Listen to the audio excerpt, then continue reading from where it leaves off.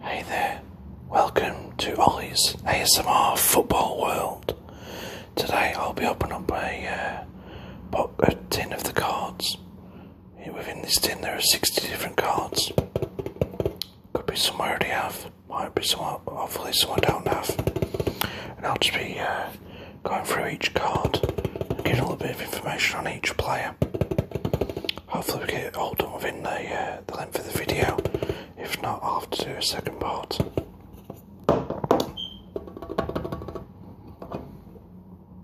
I do apologise for the lighting. I'm struggling to get the best light for my videos at the minute.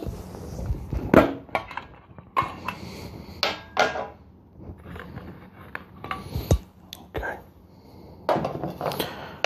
I did open up the pack earlier on. I've not looked through them. It's just to save messing about with the plastic. So, the first card we have is Brighton's Pascal Gross, who, I don't know if many people know this, but he was signed from the German league. I'm not sure what the team was, I can't remember now. But when he signed last season, he had more assists than any other player in Germany. So he had more assists than Ribery, Robben, Thomas Muller, Royce, more than any other player in the German league. It's pretty impressive for a player now at Brighton, who's doing very well. We have Harry Kane, star player. What more can you say about Kane? King Kane, as he's known, down at Tottenham. He's a very good striker. Hopefully he's playing against Swansea tonight at the Liberty. Who knows, we might even get another record, which would be 3 hat-tricks in 3 matches on the bounce. I hope he can, because he's one of my favourite strikers. A very good player. I love him at United. Then we have Federico Fernandez, who could be lining up against Harry Kane tonight for Swansea. He's been there a few years now at Swansea. Steady player, I guess. Never going to make it to a bigger team. Swansea's probably the best he'll get to. Let's let me adjust his light. Okay. Then we have Christian Fuchs, who I'd never heard of him before he went to Leicester. I thought, okay, they've signed another average player, like a lot of teams do when they first come up. But to be fair to him, especially the season they won the league, he was influential in that defensive hoof, and Wes Morgan and Danny Simpson on the right. Then we have Nathan Redmond. He's not scored for a while now for Southampton, but on his game, very good player. If he really picked up his form, I reckon he could probably make it to a bigger team. You know, Southampton are Liverpool's feeder team, so there's no reason why he couldn't get a move to Liverpool in a year or two. There's no doubt when he's on form, he's good enough to play for a top team. Then we have Scott Malone of Huddersfield. I don't know much about the Huddersfield players, I'm afraid. Nearly promoted this season. Doing pretty well for themselves, to be fair. But I don't know much about their players. We'll endeavour to find a bit of information out about some of their better players. Then we have N'Golo Kante. Richmond's Fellaini, maybe, I guess you could say. Now, in all seriousness, very good player. Thought maybe he'd be overrated when he went to Leicester. Sorry, when he went to Chelsea from Leicester. I thought maybe, you know, everyone's bought into this idea that it's due to him, that they won the league, but then he goes to Chelsea and they won the league, so what can you say about that, really? Don't you just hate it when you're trying to do a video and people start messaging you? Okay, then we have Swansea's Sam Lucas, signed from Hull City at the end of last season. Scored a few important goals for Hull. Not really doing the business for Swansea, but not many players are at the minute. Joe Allen, Stoke City player, linked to West Ham recently, signed from Liverpool. Was never really going to make it at Liverpool. Scored a few goals for them, but it's not really top 4 class, is he? But but it's certainly one of Stoke's better players. We have Vicente Iborra, signed from Sevilla, I think it was Sevilla, by Leicester City. Set up the goal on the weekend. I think it was Jeremy Vardy's goal against Liverpool. Played a very good ball to Mahrez, and Mahrez played in for Vardy. I don't really see a great deal of him, but I think he's settled in quite well and doing alright for them. Then we have Laurent de Poitre for Huddersfield. As I've already explained, I don't know about them, but I know he was picked on the weekend against Leicester to play instead of Steve Mooney. I think he was on the... yeah, he was. He scored a few goals recently to Poitras. So he's preferred to Mooney, who was a big signing for Huddersfield at the beginning of the season. I think he's their record signing at the minute. Then we have Mr. West Ham himself, Mark Noble. Another steady player. He's never going to make it to a top 4 team, but he's Mr. West Ham through and through. And, you know, I'm sure they'll have a shrine to him and a statue made up of him in years to come. Then we have Mohamed Besic. Everton signed him this season. I think he scored a couple of goals. It was obviously Koeman who signed him, and now Allardyce is there. I think he played on the weekend against United. Started the match in a free with Rooney and Sigurdsson, I think, behind Filipinek, Nias. Then we have a very overrated player, in my opinion, Patrick Van Aanholt. Couldn't make it at Chelsea. Went on loan to Sunderland, did alright, got moved there, and then the next thing you know, Sam Allardyce, who was his manager at Sunderland, pays about 15 mil whilst he's at Palace for him. Bang average left back, if you ask me. And then you have Big Wilfred Boney. What a mess he's made of his career since leaving Swansea the first time. Left Swansea for City, didn't do anything at all at City. Went on loan to Stoke, didn't do anything for Stoke, and now he's back at Swansea. Scored 1 goal, I think. He's injured for tonight's game against Spurs, so there's one less for Spurs to worry about. We actually have a Spurs play next. Fantastic player in my opinion, Heung-min Son. Very much underrated rather. Comes with a lot of important goals, and very well taken goals. Sorry if the camera's bouncing a bit. And very well taken goals. Certainly one of their top players. Maybe doesn't get enough recognition due to the fact that he's got in there with Dele Alli and Harry Kane. Then we have Jordan Henderson, a player who Sir Alex Ferguson once said he was going to consider signing, but didn't think he could run. He compared him to an animal, I think, but I'm not sure what the animal was. And he's okay, but I hear a lot of Liverpool fans say they'd happily let him go. So I think he's maybe a little bit overrated. If he weren't captain, maybe he would have gone by now. Then we have Danny Williams at Huddersfield, a player who Chelsea signed a few seasons ago from Reading. I don't think he ever played for Chelsea. It was when Mourinho had to sign players on the cheap. He signed him, and he signed, I think it was when he signed big American centre-back, and I think he never played for them either. Or it might be when they signed Belarus. Was it? Oh, Bilibocci. That was it. Papa Bilibocci at Chelsea. Another player who didn't make it. Oh, we have a double. The second Mark Noble. Typical. We have Idrissa Gana at Everton. I don't actually know much about him. I was getting mixed up with Idrissa Gay. For some strange reason I thought his name was Gay. But because this is Ghana, I thought they'd signed him from Villa, and he scored against... Who did they score against on the weekend? Everton played against, not United. Oh, Bournemouth. I thought it was Idrissa Gay, but maybe not. Let's check that out. And then we have a man of the match, Patrick Van Arnold. Not too sure when he was last man of the match for anyone, to be honest. Don't get me wrong, they could do with him putting in some performances at the minute at Palace, but I don't see it myself. I think he'll be the first one out the door if they go down. We have Eric Dyer.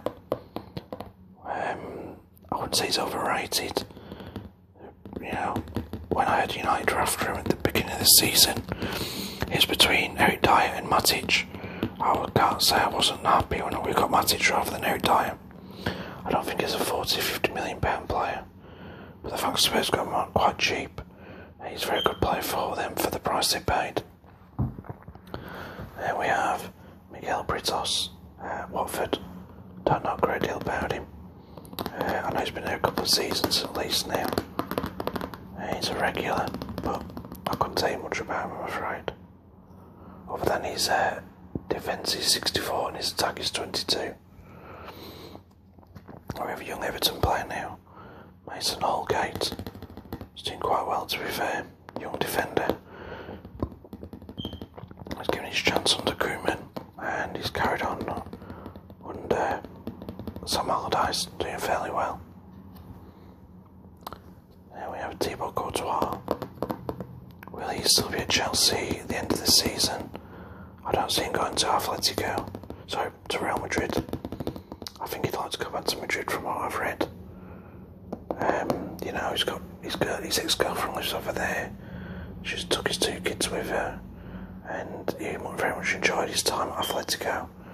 So to go back to the city, but their rivals Real, I can see why it'd be tempting.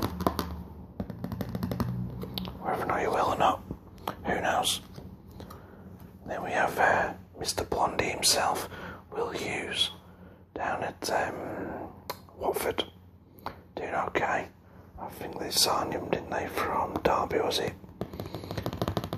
He was doing really well this season, and he picked up a bad injury, and they've not really been the same at all as a team since then.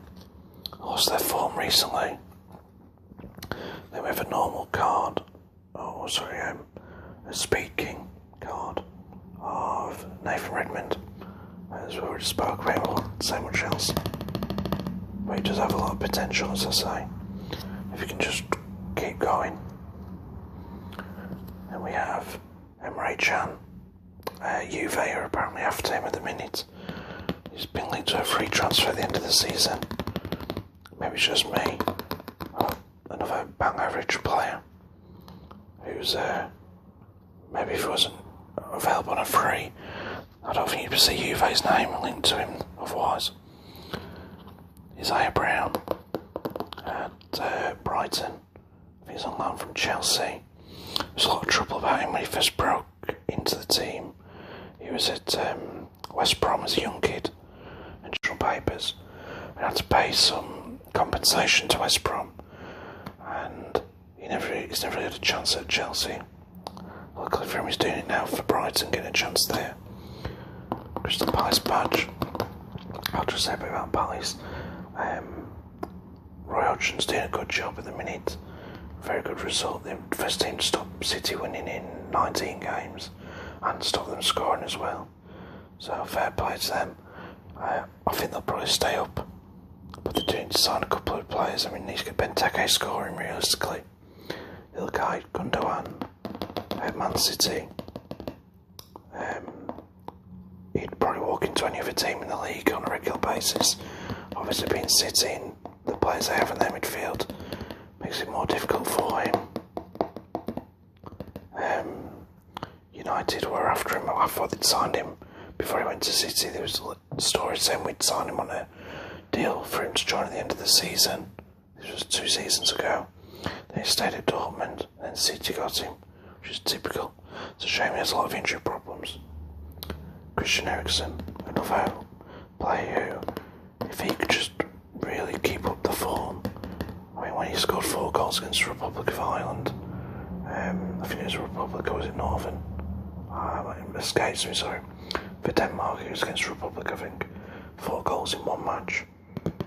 If he could keep that up, I wouldn't want him to go to Spain, but I could seriously see him going to Real Madrid or Barcelona.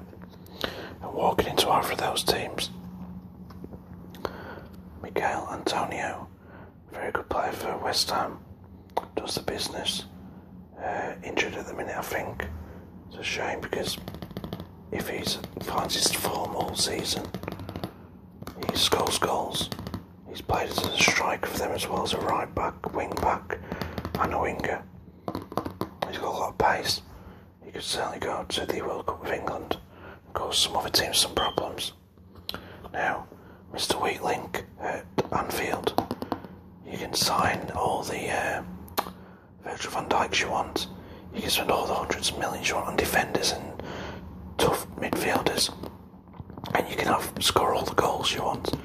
But as long as you have Simon Mignolet in goal or Loris Karius, you're always going to concede goals, which costs you points. You need to sort that out before they worry about any other defenders or attackers for that matter.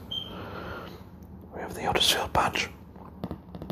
As I say, they're doing pretty well at the minute. David Wagner's not doing himself any harm at all. When you can consider who they're up against and who's down at the bottom. You know, the teams that are down there: Palace, West Brom, Newcastle, Stoke. These have all spent a lot of money. West Ham even a lot of money. Huddersfield haven't spent hardly anything, and they're doing fantastic for the amount of money they've spent. Bruno Soltar from Real Madrid. Sorry, he wishes he's from Real Madrid. No, from Brighton. Spanish player. Been there a few seasons now. That's all I really know about him, I'm afraid. Spanish. He's been at Brighton for a few years. Regular in their team. Fair play to him. He's made it into the Premier League with them, so long may it continue for them. Then you have Shane Duffy. Also, Brighton defender. Republic of Ireland. Ex-Newcastle. I think he's like Mr. Reliable down at Brighton. That's what new teams need to do though. Sign players that they can rely on, who might not get into the top 6 team, but as long as they can get into their team and do the business, that's the main thing. Then we have Alexandre Lacazette. Sorry, the Spanish accent ain't very good. When I knew Arsenal was signing him, I was gutted. I did want him at United. I don't think he's really found his form just yet. Or maybe he was just meant to look fantastic at Lyon, because the French league is fairly easy. I don't know. For our sake, United says, I hope he don't find his form, but it wouldn't surprise me if he did. Then Wayne Hennessy. What can you say about Wayne boy? He broke into the Wolves team as a young lad. He was always a bit of a liability. He used to watch a lot of Wolves when he was there, and he was a bit of a liability. And now he's at Palace, still a bit of a liability, but I'm pretty sure he was in goal the other day for the City game. He kept a clean sheet, so if he was, then fantastic. We have another double. Isaiah Brown, we already spoke about him. Here we go. Mr. Iniesta himself. Well, not quite. Stephen Defoe at Burnley. Not many people had heard him when he went to Burnley, me included. But flipping heck, the goal he scored against us the other day, when they got a 2-2 draw with us, and just his general performances. If he was at a Liverpool or an Arsenal, Chelsea, he would get in that team, those teams, and United as well.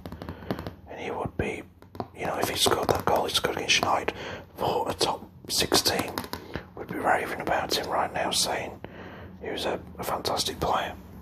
And then we have a Stephen Ward, another Burnley player. Mr. Reliable at Burnley. Wasn't always reliable when he was at Wolves. He was a young lad then, but Sean Dyche seems to have got the best out of him the last couple of seasons.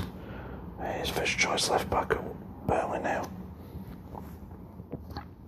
Another double. Heung-min Son.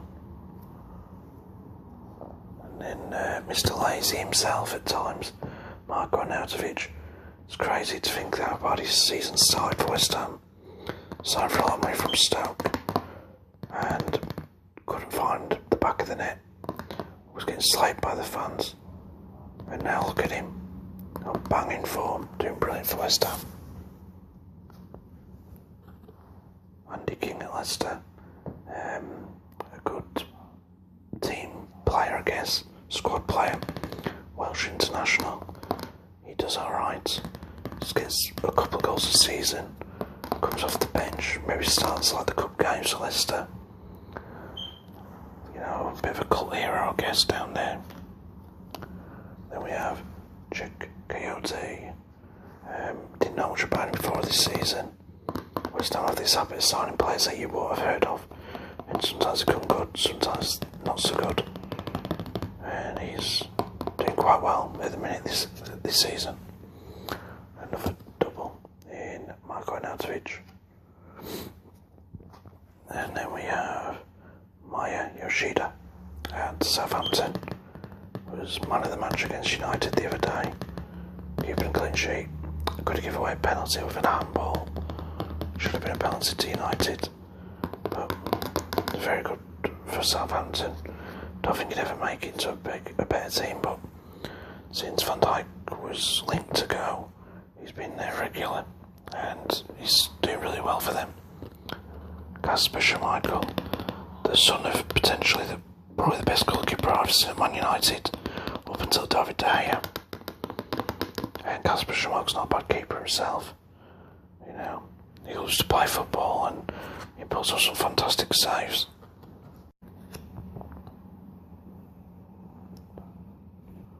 And then we have Mr. Passer himself, Michael Carrick, a legend at United. A lot of years went by when nobody was really sure what he really did for them. But that's because he wasn't watching week in, week out.